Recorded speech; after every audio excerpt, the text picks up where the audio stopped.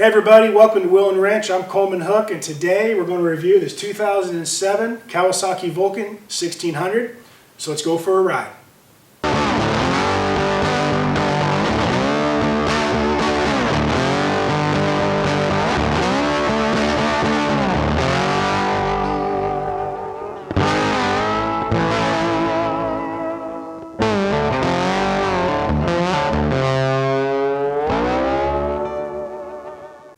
This bike is a 2007 Kawasaki Vulcan 1600, also known as the VN 1600, which stands for V-Twin.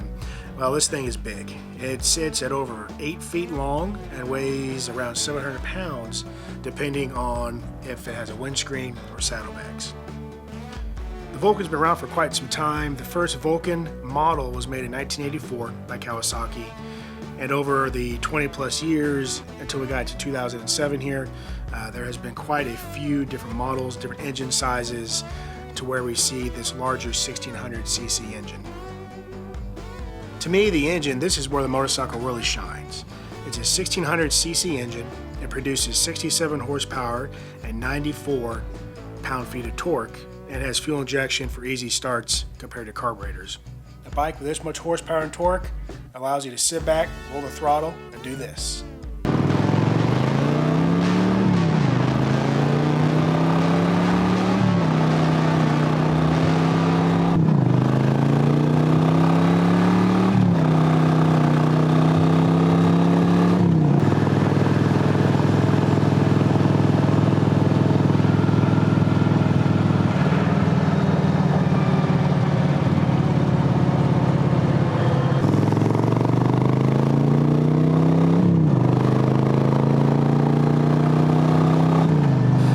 Motorcycles might use a chain, they can use a belt, they can use what's known as a shaft drive, such as the Vulcan.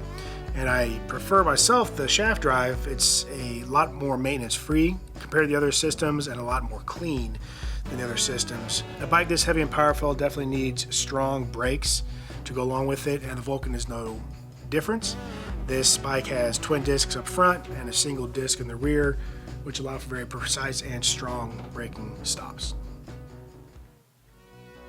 Suspension is handled through a standard telescopic front fork, and then the rear we got a swing arm and a shock spring combo.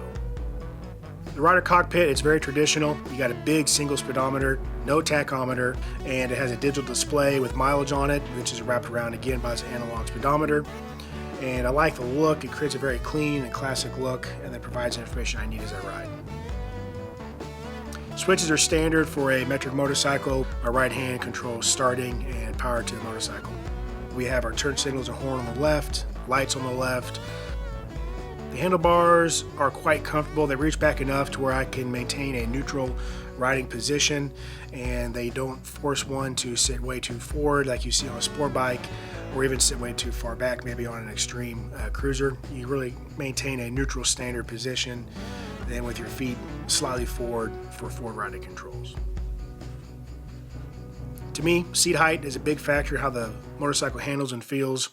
The Vulcan, it feels very low. It's got a 26.8 inch seat height, and I'm 6'1", and I can easily sit at a stoplight with my feet flat on the ground, no issues, and it allows a bike that is quite heavy to feel much easier to handle by keeping that center of gravity very low.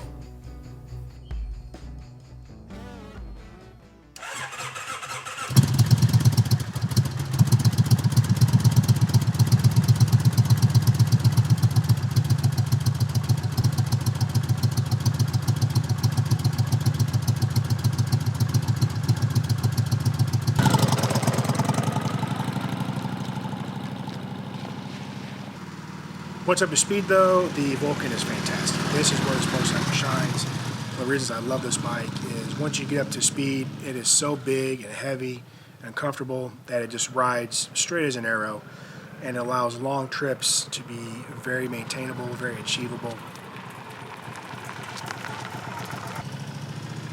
Get the Vulcan out on an open road and it handles wonderful. At 45, 50, 55 miles an hour, as you see on standard back roads, it turns very nice. The low slung seat, the wide bars, the weight, it really handles turns very nicely, very comfortably. It's a different feeling than on a sport bike such as my Ninja, where you're tucked in and you use your quarter turn. A big bike like this, you just can use counter steering, push on the bars ever so slightly, shift your weight, it turns very nice.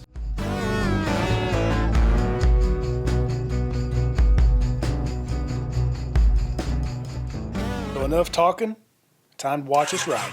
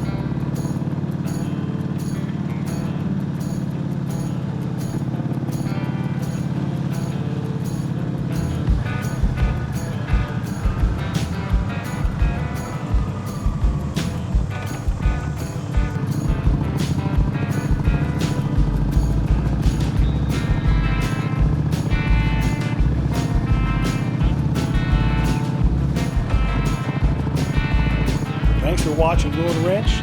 We'll see you next time.